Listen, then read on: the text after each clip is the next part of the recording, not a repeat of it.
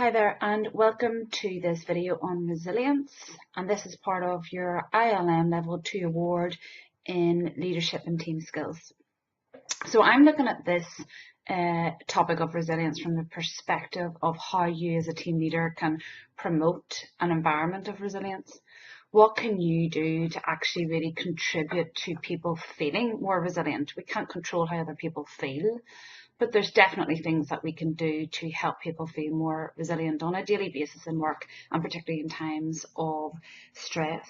I mean, the first way to do this is to think about and recognise how people are impacted by pressure and stress. And you know, even ourselves, we may think we're keeping this fairly well hidden, but actually quite a lot of intuitive people will be able to see that manifesting itself either in how you communicate, which is a fairly obvious way, but if you're not communicating, even in terms of your non-verbals, your body language, etc. And unfortunately, some people, it actually goes to a different level where it really starts to impact on their health and their physical well-being. People don't actually have to say that they're feeling low on resilience or stressed. You can often see it. So I would encourage you to think, can I see this in my own team? Have I seen this anywhere, or even in my own team, but actually beyond that as well? So look, let's think about how to create an environment of resilience in your team. The first area, I mean, I always talk about with all team leaders and managers is about creating clarity. People knowing what the expectations are, being clear on their role, being clear on what you expect of them, and that can really go a long way. Now that can be difficult, especially at this time whenever business is changing all the time, clients are changing, and the pace is so quick in terms of change. So that can be difficult, but if there's anything that you can create, any way that you can create stability and a sense of certainty, even if you're not feeling very certain yourself, that really does go a long way. Because when people have that, their brain has got something strong to kind of hook on to, and most people like some kind of framework to work from. And this is the language that people won't use often, the language that I'm using. However, when people know what's expected of them, they're clear in their role, they are able to do that role at least to 80%, 90%, then that goes a long way in terms of resilience. And really crucially as well, it can help to build that basis of trust, and that's really important for resilience as well. Another way of creating resilience and a resilient environment in your team is to think about problem solving. How do you solve problems? Do you treat it as a sort of catastrophic issue, or do you treat it as a great opportunity to learn, even if it creates a bit of emotion at the beginning of the issue, whatever it is, if it's particularly tough? And we work in an industry where you're faced with these things all the time that are completely out of your control. But actually, can you use and leverage that issue in order to really support people in terms of their resilience? Is it an opportunity to challenge your team members? And most importantly, is it an opportunity for you to give them feedback? So, and very specific feedback. So an example of what that would be if you were to say to somebody, I really found it very interesting how you handle that particular client. What I liked about that was the way you dealt with it methodically, the way you asked lots of open questions. Where I think you could improve would be A, B, and C. So giving that feedback. So problem solving is seen as an opportunity to learn, and it's an opportunity to provide feedback. Another thing, or another area you could look at whenever you are focusing on building the resilience trait in your team, is to really avoid the drama. Some people love the drama. It creates a bit of energy and excitement, and that's great. However, if it's a negative kind of drama and you find yourself part of that, or even driving that, I mean, are you conscious of that? I've worked with managers in the past and team leaders in the past who love the drama, who love to announce the dramatic problem or issue.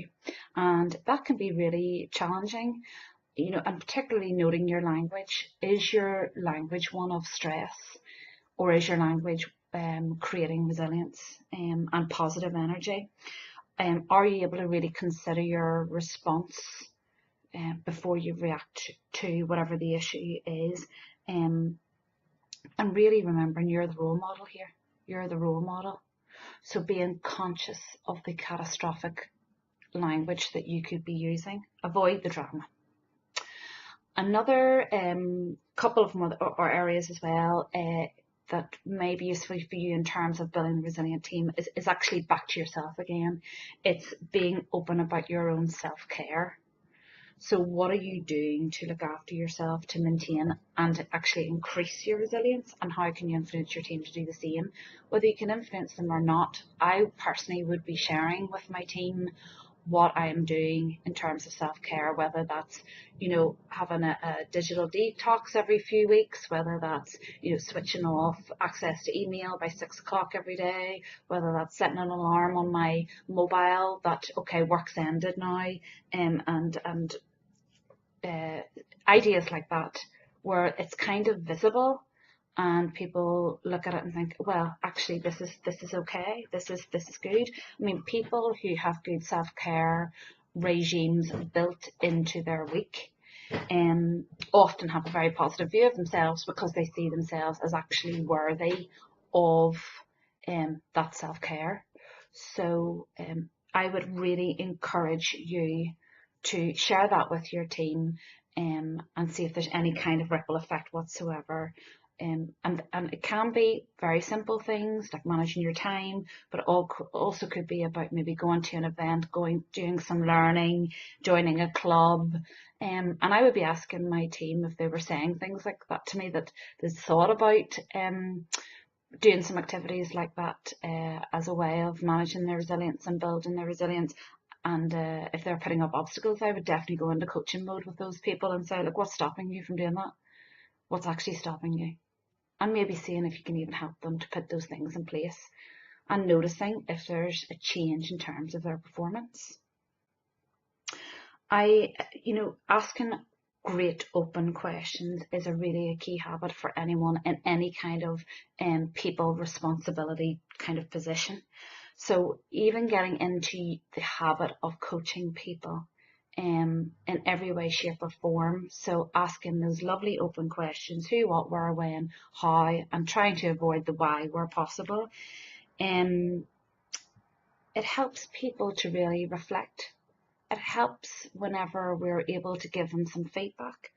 And it is a habit. It is a habit to move away from telling and directing people to asking them questions. However, it's a crucial way of helping people to build resilience, build their confidence, and crucially become more effective at identifying solutions and creating accountability for that person. So those are some ideas around creating a resilient environment within your team. And I now want you to watch another video about, and it's a TED Talk, a lady who's had a very challenging experience. And she talks about how she dealt with that experience and actually what helped her in the lead up to that experience, what helped her to deal with that challenge. And she certainly goes by that old phrase, what doesn't kill you makes you stronger. I think we can all agree with that. Okay, so that's this video for now. You're going to have an activation session and discuss some of the thoughts in this video, and I'll see you very soon.